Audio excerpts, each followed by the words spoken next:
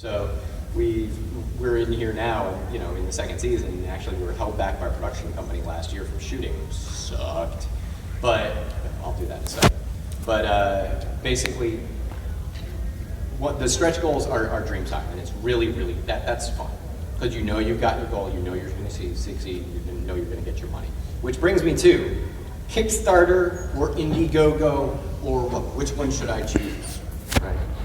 I like Kickstarter because it has a cachet, people know the name, because there's actually a hard concrete deadline that says if we don't make it here, we don't get any money, right? It's a much harder bet. If, however, you're not the type of person that wants that type of hard bet, I'd really settle for $3,000, that would be totally fine, right? Go with Indiegogo. However, Indiegogo has never made the money that Kickstarter has specifically for that reason, because of the last minute, because there's no actual last minute on Indiegogo. They have their odd banner project, and nothing like Kickstarter. No, because nobody goes in and goes, well, you know, you got $60,000, you made it. Well, Kickstarter's been burnt too, right? So yeah. it's kind of a household word, whereas Indiegogo, I mean, Indiegogo's not anything to be ashamed of, but Kickstarter's kind of the big brother. There's a number of smaller projects that have started out the first season on Indiegogo because they weren't sure they were going to make it, and then when they sort of got the steam going, they thank you. I appreciate it. It's probably my job. They graduated to Kickstarter, right? It's kind of seen as the big thing. Right. So if you can hack it, it adds a cachet to your project that is. It does. It absolutely does. So we finally gotten to the point where now we're in stretch goals, or we've made it over our goal, or we're inches away from making our goal. This is when you really want to use KickTrack in those last 5 days. KickTrack will show you a curve that will say you're this far away, and on this day you're going to be 5% under. TRAQ, K-I-C-K, TRAQ. And KickTrack's going to absolutely give you that metric on whether or not you're going to make it. Now, at that point in time, it's time to put on the gas as hard as you can. You've gotten naked, you've gotten your stretch goal. Okay, now delivery, right? Already said, do more digital up front, so that shouldn't have been a problem. You've gone in and you've made connections with your local t-shirt makers and other stuff and things that are easy. You've got that done. Assume in terms of once you're done, you've got 5 months of not doing what you want to do, right? It's almost half a year of not doing what you want to do, all right? So your start date is after that 5-month period, because you've got to do all your delivery. If you're before the 5-month period, go be free, you're wonderful, and great, you're an overachiever, you get an A.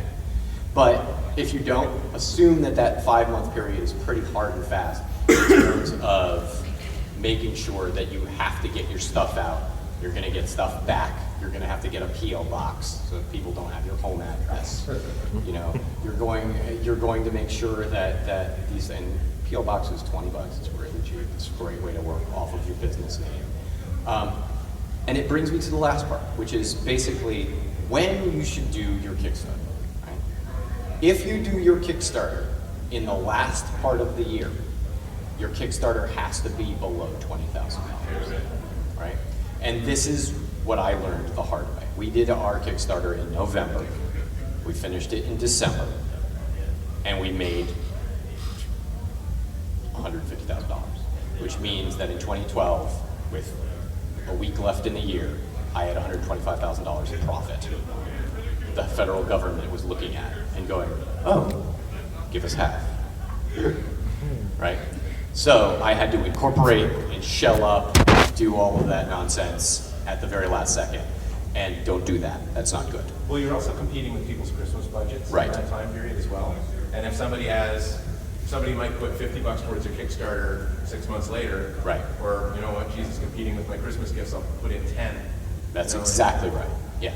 So we basically made that mistake. You know, we maybe could have made more money, or maybe we were a lot of people's Christmas gifts, but basically, if you're going to do a larger budget, do it earlier on in the year so that you can wipe that money out by the end of the year and be tax flat. Because getting hit with taxes sucks a lot, and it's happened twice now. So don't do that. So 5 months, then you actually can get into production of what you're doing. That's a whole other thing, that's not Kickstarter. But during this 5-month period, and actually anytime after that, realize that your backers are still there for you. They're still there to help you promote your product. They are still the main backers who are going to your social media. And remember that Kickstarter is the basis by which you're creating a production company, an engineering company, a building company, or any of those things. And your Kickstarter backers are the first workers, and they're the first advertisers on the ground. And so do not lose contact with them. It's the worst thing. It's like a political campaign where they go, great, I'm in office. Thank you so much. I'll be taking mass fraud now. You know, it's like exactly what you want to do is stay in contact as much as possible. Do you have anything to add before? I do, actually. I've been making notes, if you don't mind. No, absolutely. I'll sit down. Someone's here. Okay, so yeah, just I don't know what that's on. Doesn't matter. You can probably can hear me anyway. Hello. Okay, so just to you guys obviously know who Matt is because it's his panel, but just to reiterate who I am, my name is Steve Dengler.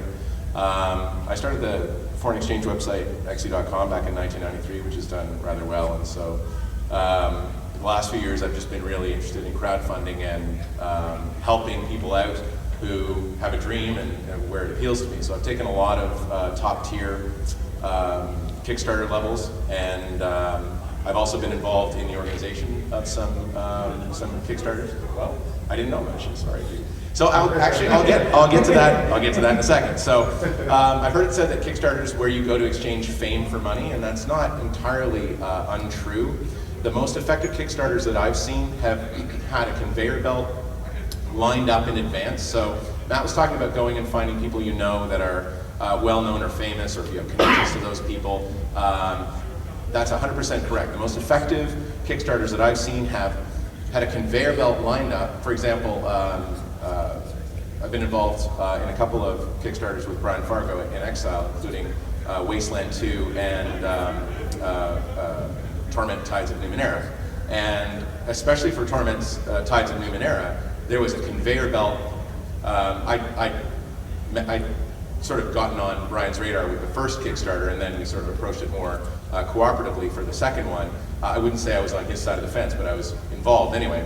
And there was a conveyor belt of people lined up, and there was a drumbeat. So there was always an announcement coming up, and they were regularly spaced. So, you know, Brian would announce something, and then a few days later, someone else would announce something, but not necessarily from an Excel. Maybe someone in the industry would announce that they got involved, or, you know, he had a whole conveyor belt of things that were always like every day or two just coming off the conveyor belt. Different people were tweeting about it. Same with some of the other ones like Star Trek Continues. There was all the personalities involved would tweet about it on a regular basis and keep the drumbeat going, keep the drumbeat going. Something new, something exciting, a little reveal that hadn't been revealed before.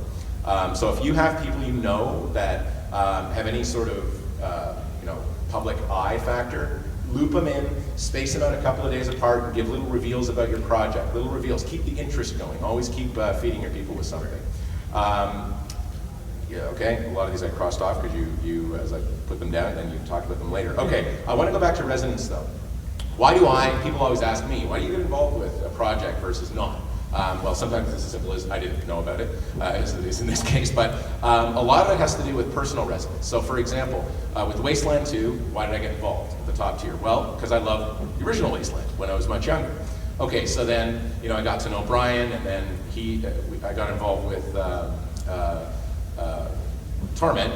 And Torment, the original Planescape Torment, is my favorite game of all time. So when I heard there was going to be, yeah, absolutely. It's when people point at video games as thumb candy and mind-numbingly stupid pointless exercises, I always say, okay, yes, some of them are, but Torment is, in my opinion, a great work of literature cast as a video game. And it's period, full stop. So if you want a counterexample to the video games are a pointless waste of time, I can't think of a better one than the original Planescape Torment. And I mean, just the amount of text in that game was, and the quality of the writing anyway. So when it came out again, I mean, there was this drumbeat. Brian pledged. We weren't sure. We talked about it initially, and he wanted to use me as part of the drumbeat. And we're talking about matching funds and things like that, and that really helps. Like, it gets the word out. I got a few interviews because I pledged to match funds between a certain amount, like I think 2 and 3 million. I pledged to match a certain amount of funds, and that kind of stuff really gets news. Like even if it's a couple of articles, like it's in, I think it was in 3 or 4 gaming magazines or online and print, and you know what I mean? Every little bit helps. So I was just one factor in there. If there's 20 or 30 things like that, that's 20 or 30 or 60, 100 articles that are getting written about your Kickstarter, right? Big, small, you never know. Okay, so what else? One of the things that, so if you can find a resonance to people, like why are you doing it? Why are you doing this Kickstarter? Because you feel passionate about it. Okay, dig down, what's the source of that passion? Find something that your audience is going to connect to and engage on that level. Maybe it's a love of a certain work of literature, or a love of a genre, or a love of a character that was involved, right? So what's meaningful to you isn't necessarily going to be meaningful to them, but you can find something, maybe there's something attached to it, like a certain actor that gets involved and suddenly like, oh yeah, Phil Lamar, oh my God, I love him, great. Look, he's involved in this, you know, I'll throw 10 or 20 bucks at this. Also, anyone that you can get to, actually I'm gonna leave that for a second. So, the interesting thing is, Matt was talking about the pitch video. I've heard, and I wish I could find where I read this, that the half-life of someone's interest in a Kickstarter video is 23 seconds. So, you have 100% of the people at times 0. 23 seconds in, you have 50% of the people you started with. Next 23 seconds, you have 50% of those. Next 23 seconds, 50% of those. So I think there are people that will stay to the end, but you've got that first 30 seconds to make your pitch, and the people that move on are going to move on. Actually, I had heard that before we did our Kickstarter, and I used that as a basis for how I sculpted the video. So that every 23 seconds, I was re-garnering their interest. Right. Reinitializing. Making sure that that's why I stay ahead of them and stay ahead of them and stay ahead of them and stay ahead of them. Until about 2-3 minutes, and then I'm like, either you're in. Yeah, if you're at this point, you're in. Kickstarter's gone mainstream. So I was the top tier backer in the Veronica Mars project, and I got a speaking role in the film, which was. The interesting part about that was one of the reasons it really appealed to me about that. Never mind the fact that Veronica Mars obviously is an awesome television show, but one of the really things that interested me was that I felt this was the moment that Kickstarter went mainstream. So before this, it was kind of like a hipstery thing that you either heard of it or hadn't, and then along came Veronica Mars, and it was like suddenly people that had never heard of Kickstarter were getting involved in Kickstarter. So there was a lot of negative press about that at the time, like, oh, you're selling out, and that's not what Kickstarter's for. Kickstarter's not for big studios to make movies that they could afford anyway. Well, no. I don't agree with that. That's like saying, hey, a hammer's not for making a shed in the backyard, it's for making a fence. Well, a hammer's for making whatever you want to make with a hammer. Like, Kickstarter's a tool. Use it for whatever you're going to use it for. So, what I loved about it, though, and Kickstarter itself came out with stats shortly after that saying, okay, we got X thousand new people into Kickstarter just for Veronica Mars. And in the drafting too. And some of the high profile stuff brought in a new wave of Kickstarter backers. Oh, and those backers went on average to back 4 more projects in the next 6 months. So you're like, how can that be a bad thing? You bring a whole new wave of new blood into Kickstarter, and they go on, because once you're in Kickstarter, you get the emails saying, here's stuff we like, and here's other things, right? That's not a bad thing. I have no idea why people were saying that was a bad thing. The bad thing about it, from your perspective, as someone considering running a Kickstarter, is, okay, the good thing is you have more people to draw on. The bad thing is you kind of have more competition than you used to have. There's a lot of Kickstarters out there now. And so that's why it's more important than ever to engage your fan base and the people that are, also the people you have at your disposal to promote it. So now let's talk about that quickly. I'm going to blow through as much as I can in the short time we have. A lot of people approach me and beg for money from me because sometimes I actually give them money. So it's the short answer, right? So, historically you can say, well, you gave money to this project, why not to my project? So that's a really ineffective way of getting money. What you can do is engage with the people that opportunistically engage with your project. So Matt was talking about updates that you can do. A great thing in Kickstarter is you can have one-to-one communication with the backers. First of all, if anyone's asking you a question, you should be answering that question, unless it's something ridiculous. If someone asks you a serious question, it costs you nothing. Talk about physical rewards versus digital. It costs you nothing to engage with that person and answer the question. Second of all, look at your median pledge for Kickstarter. If, let's say your median pledge is, go, dude, yeah. With the questions that they ask you, realize that there are also people who are just by nature griefers and complainers, right? And so you're going to get people who complain about your project, and who will do it in a way that's obnoxious. Those are Don't. the people I'm talking about. No, but but the point, I mean, one of the things that I see people make a mistake on Kickstarter all the time is that they ignore them or they treat them like, hey, never say hey. You politely engage them and you say, I will, you know, if it's a question that you don't want to answer or if they're just being griefers, you basically quickly say, this is what it should be, and you leave it alone. Kill them with kindness. Kill them with kindness, but they will always be pointing out an actual problem. If they didn't actually have a legitimate problem, they would have no traction whatsoever. And if you treat them just as being ignorant because of the way they approached you, you won't find the actual problem, and you'll step away from it. And it's important to find the actual problem and thank them for it. Oh, thank you for pointing that out.